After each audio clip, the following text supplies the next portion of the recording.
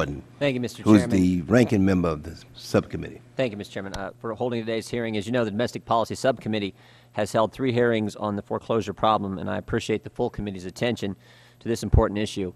Despite the commitment of $75 billion of taxpayer money, the American people continue to suffer from the rising tide of foreclosures, which hit an all-time high last month. The ranking member and I have continued to point out the failure of the Treasury Department's technocratic tinkering to alleviate this problem and the administration's efforts to disguise the failure of their programs from the public. Despite this unprecedented commitment of taxpayer resources, a reoccurring theme in this administration, the problem of foreclosures has not been solved, and in many ways it's worse than ever.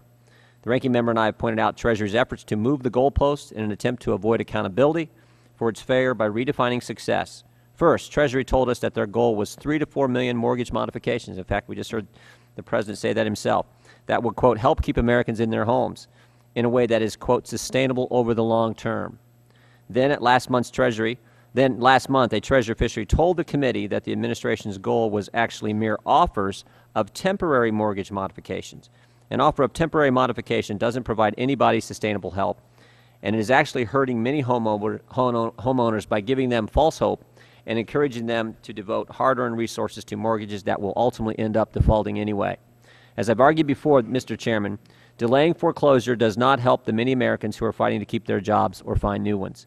Delayed foreclosures only serve to prolong their economic hardship, drain them of much-needed resources, and defraud them of opportunities to find more affordable housing options.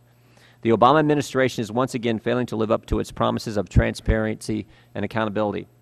In light of this issue, I was especially interested to read the recent audit of HAMP released by the Independent Special Inspector General for TARP, which confirmed many of our previous findings about the Treasury Department's actions. If the Bush administration and the Democratic Congress did anything right in the bailouts of 2008, it was establishing the office of the SIGTARP and putting Mr. Borofsky in place as an independent watchdog over these programs. I applaud his efforts and his staff's efforts for once again courageously exposing the waste of taxpayer resources and the lack of transparency in the Treasury Department.